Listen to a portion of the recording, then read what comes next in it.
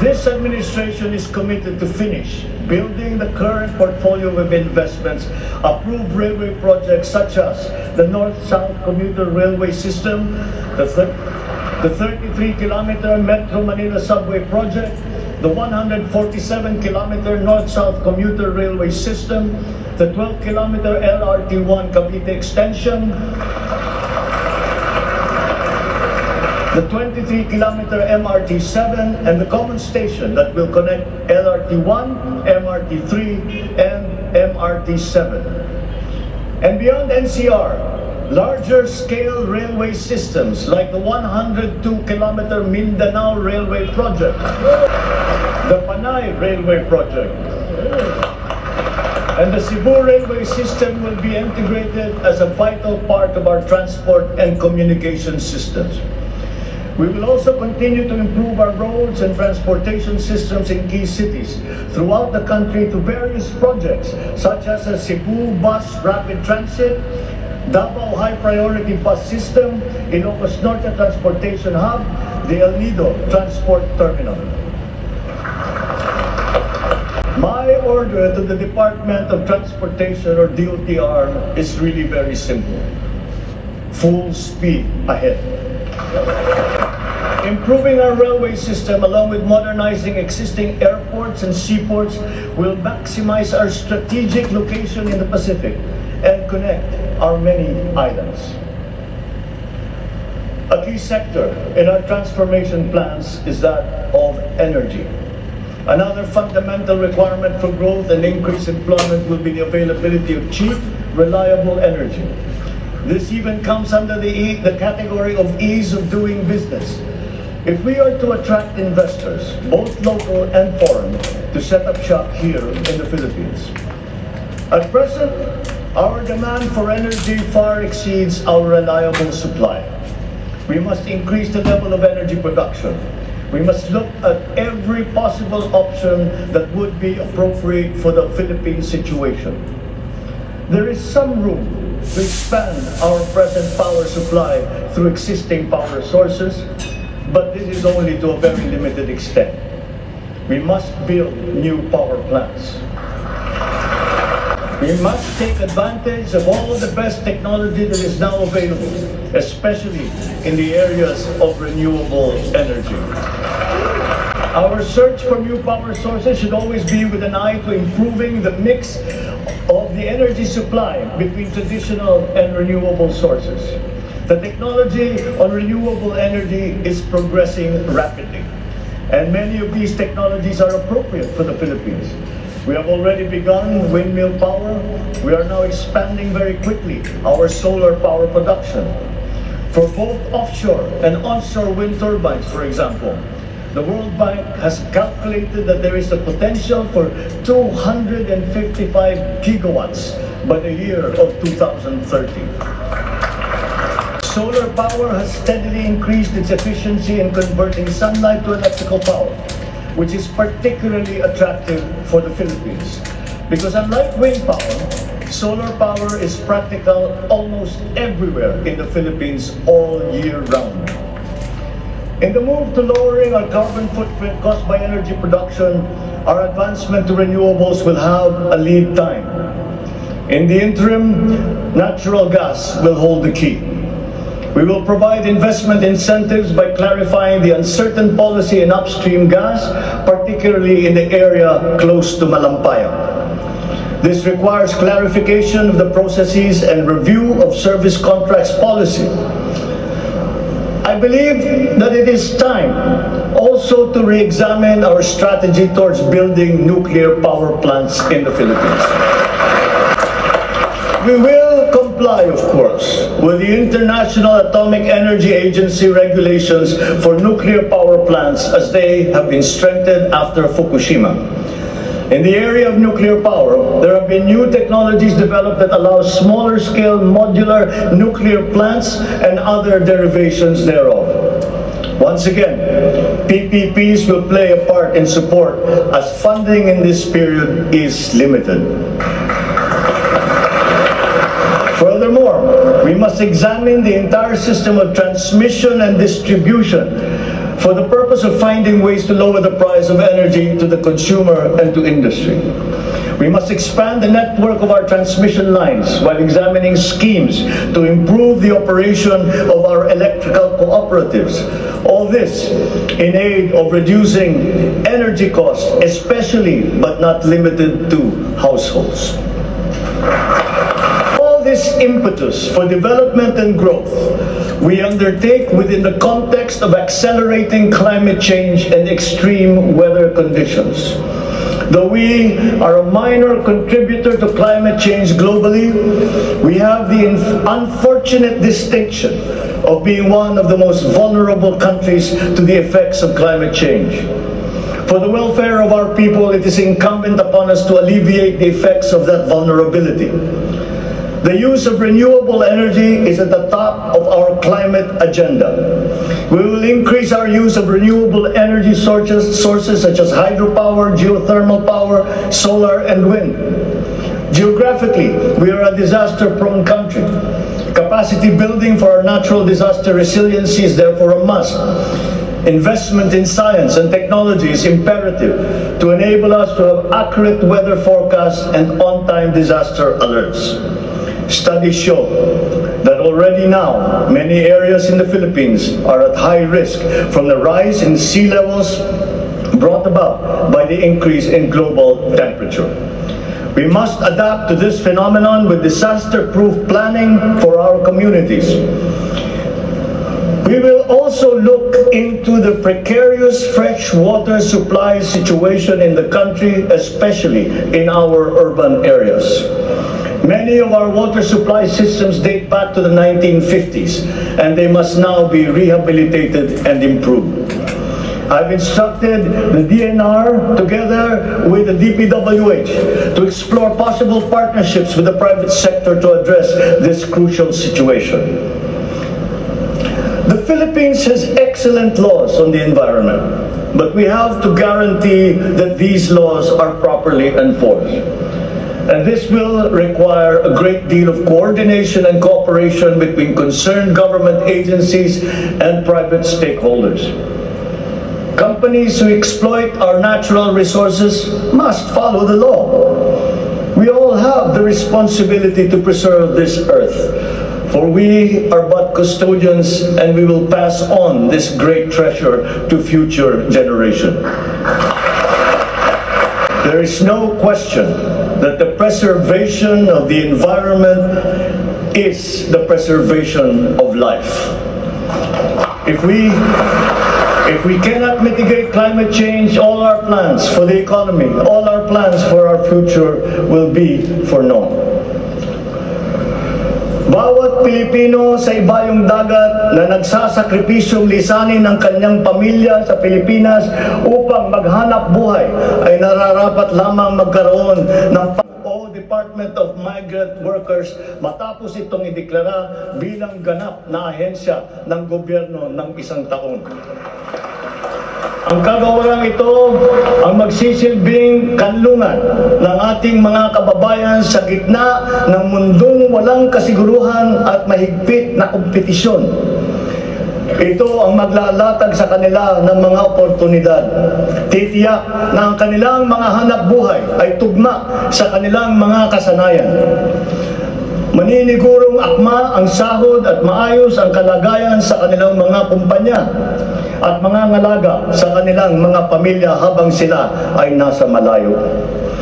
Gagawin natin ito sa pamamagitan ng pag-aalis ng red tape sa sistema ng pagsusulong ng digital empowerment.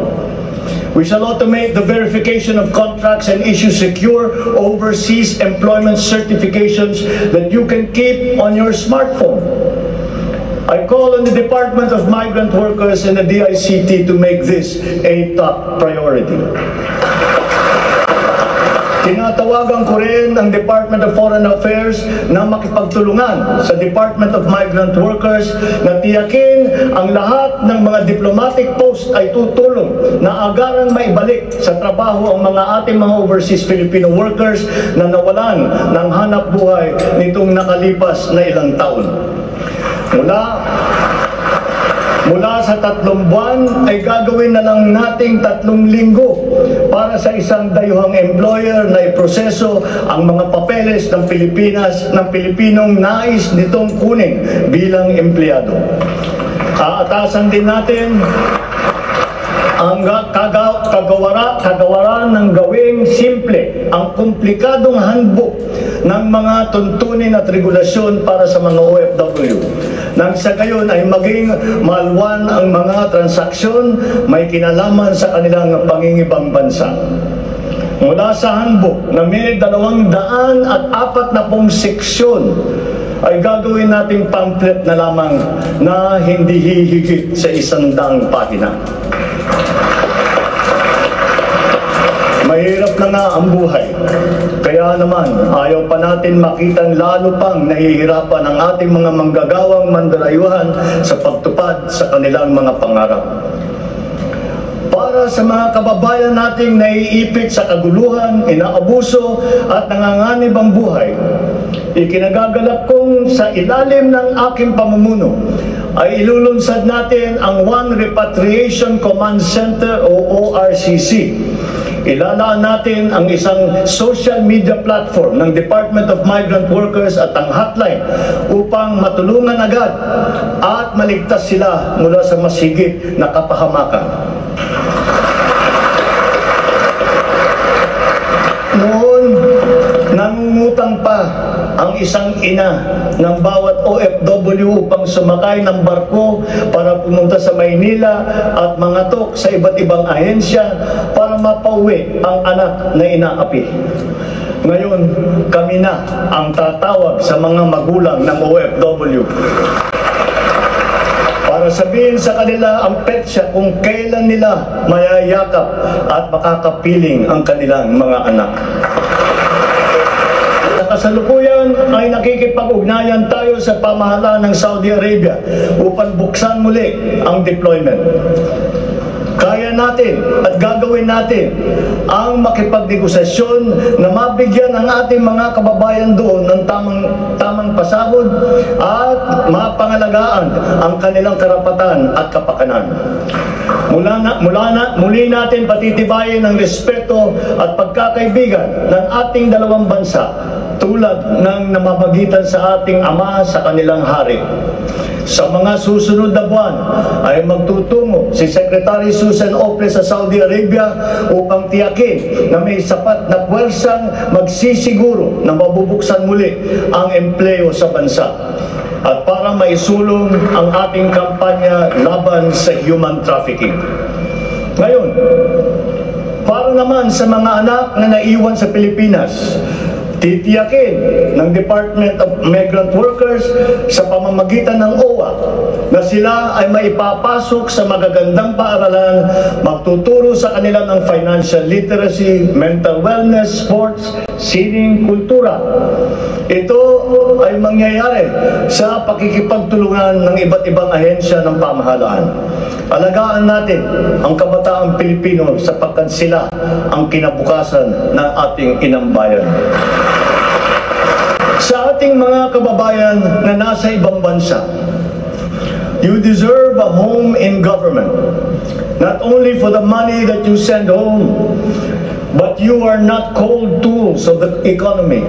You deserve it for your sacrifices for our country and your perseverance and excellence in the global arena. You OFWs represent the fighting faith of the Filipinos as a nation and as a people. Let us transform your overseas journey into inspirational stories for all time.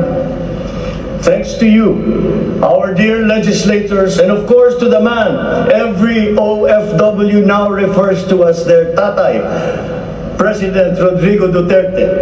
You passed the law that created this new home for our OFWs.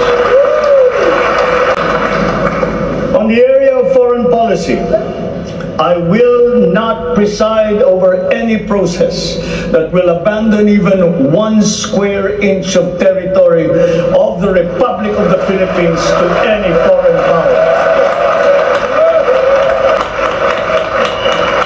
With respect to our place place in the community of nations, the Philippines shall continue to be a friend to all, an enemy to none. The Philippines has always been open and welcoming to all our foreign friends and visitors. That is our worldview. That is our culture. But let me be clear. We are very jealous of all that is Filipino. We will be a good neighbor, always looking for ways to collaborate and cooperate with the end goal of mutually beneficial outcomes. If we agree, we will cooperate and we will work together. And if we differ, let us talk some more until we develop a consensus.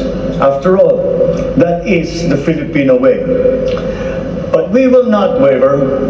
We will stand firm in our independent foreign policy with the national interest as our primordial guide. We commit to maintaining good relations with the rest of the world. As a matter of fact, it is my sincere belief that the need for strong bonds and collaboration among nations emerges in the direst of times, such as in a pandemic. The partnerships and alliances that we make with all will provide stability that all nations will need as we emerge into this new global economy. The Philippines will continue to promote stronger and multifaceted relationships with all our partners around the world. We are, in fact, grateful for the messages of support and offers of help that we have received from many of our friends in the international community. This has been communicated to us through the different envoys and ambassadors here in the Philippines. Such strong relationships can only be beneficial to all involved. As I am here today addressing the legislature, allow me now to propose legislation that we would like you to pass in support of these programs. 1. National Government Right-Sizing Program, a reform mechanism that seeks to enhance the government's institutional capacity to perform its mandate and to provide better services while ensuring optimal and efficient use of resources. Compared to previous government reorganization efforts, the NGRP will entail a comprehensive strategic review of the functions, operations, organization, system, and processes of the different agencies, and massive and transformational initiatives in agencies concerned, such as mergers, consolidations, splitting, transfer, and even the abolition of some offices. The right-sizing efforts will also involve the conduct of a comprehensive strategic review of functions, programs, and projects that will cut across various agencies. Number 2, a budget modernization bill. This seeks to institutionalize a cash-based budgeting system under Executive Order number 91, Series 2019, to strengthen fiscal discipline in the allocation and use of budget resources by ensuring that every peso budgeted by the government would lead to the actual delivery of programs and projects. The full implementation of the CBS is timely and vital as the government executes response and recovery plans post-pandemic. Number 3, Tax Package 3 Valuation Reform Bill.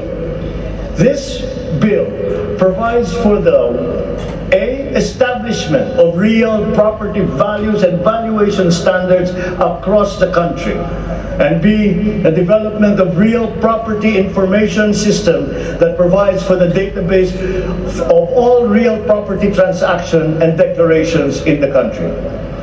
Number 4, Passive Income and Financial Intermediary Taxation Act. This seeks to reform the taxation of capital income and financial services by redesigning the financial sector taxation into simpler, fairer, more efficient, and a revenue-neutral tax system. It also represents to adopt a regionally competitive tax system. Number 5, E-Government Act, which provides for the establishment of the E-Government Master Plan, which shall cover all e-government services and processes. Number 6, the Internet Transaction Act, or E-Commerce Law, which aims to establish an effective regulation of commercial activities through the internet or electronic means to ensure that consumer rights and data privacy are protected, innovation is encouraged, fair advertising practices and competition are promoted. Online transactions are secured, intellectual property rights are protected, and product standards and safety are observed. Number 7, government financial institutions unified initiatives to distressed enterprises for economic recovery. This seeks to provide financial assistance to distressed enterprises critical to economic recovery through programs and initiatives to be implemented by the Land Bank of the Philippines, the Development Bank of the Philippines, and the Philippine Guarantee Corporation for purposes of addressing liquidity or solvency problems of MSMEs and strategically important industries to encourage their continued operation and maintain employment. Number 8, the establishment of a medical reserve corps. Establishes a medical reserve corps under the Health and Emergency Management Bureau of the DOH. The MRC shall be composed of licensed physicians, medical students who have completed their 4 years of medical courses, graduates of medicine, registered nurses, licensed allied health professionals. Number 9, National Disease Prevention Management Authority. This bill seeks to create the Center for Disease Prevention and Control attached to the DOH. Number 10, the creation of the Virology Institute of the Philippines. This will create the Virology Science and Technology Institute of the Philippines as an attached agency of the DOST. All offices and units under the DOST with functions related to virology shall now be transferred to the Virology Institute of the Philippines. Number 11, the Department of Water Resources. This seeks to create the Department of Water Resources and adopts the Integrated Water Resource Management as the strategic framework for national water management, policy making, and planning. Number 12, Unified System of Separation, Retirement, and Pension. This grants a monthly disability pension in lieu of disability benefits provided under existing laws for military and uniformed personnel retired by reasons of disability. Number 13, the E-Governance Act. It promotes the use of internet and other ICT to provide opportunities for citizens. Number 14, the National Land Use Act. This will provide for a rational and holistic management and development of our country's land and water resources, hold owners accountable for making these lands productive and sustainable, strengthen the LGU to manage ecological balance within its jurisdiction. It also provides for land use and physical planning framework as a mechanism in determining policies and principles to implement this legislative measure. Number 15, the National Defense Act. This seeks to amend the antiquated National Defense Act of 1935 to provide for a change in the military structure of the armed forces of the Philippines that is more responsive to current and future non-conventional security threats to the country's territorial integrity and national sovereignty. Number 16, Mandatory Reserve Officers Training Corps and National Service Training Program. This seeks to reinstitute the ROTC program as a mandatory component of senior high school programs, grades 11 and 12, in all public and private tertiary level educational institutions.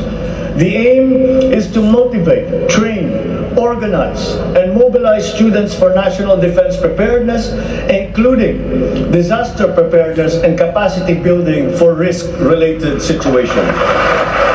Number 17, enactment of an enabling law for the natural gas industry.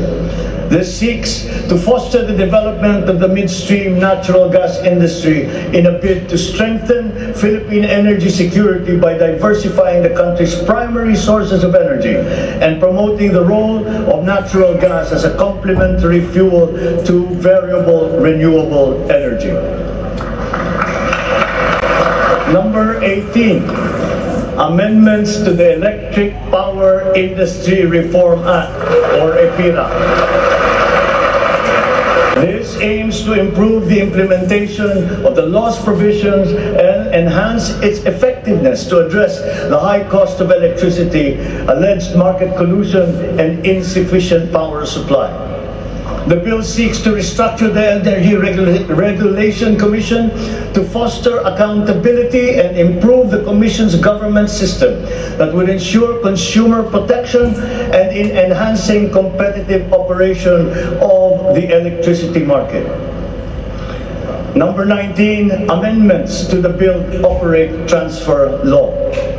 This seeks to improve the implementation of the public-private partnership program and to be able to direct the desired outputs and outcomes in line with the strategic development targets of the country. Specifically, the amendments seek to 1. Address the ambiguities in the existing law. 2. Address the bottlenecks and challenges affecting the implementation of the PPP program. And 3. Foster a more competitive and enabling environment for PPPs. To my fellow Filipinos, ang aking mga minamahal na kababayan, batid ko na hindi madali ang ating pinagdaraanan sa nakaraang higit na 2 taon. Alam ko rin na ang bawat isa sa inyo ay ginagawa ang lahat ng inyong makakaya upang patuloy na harapin ang lahat na pagsubok sa kasalukuyan. I do not intend to diminish the risks and the challenges that we face in this turbulent time in global history. And yet, I see sunlight filtering through these dark clouds. We have assembled the best Filipino minds to help navigate us to this global crisis that we are now facing. We will endure. Let our Filipino spirit ever remain undimmed. I know this in my mind. I know it in my heart. I know it in my very soul. The state of the nation is sound. Thank you and good afternoon. Marami pong salamat sa inyo lahat.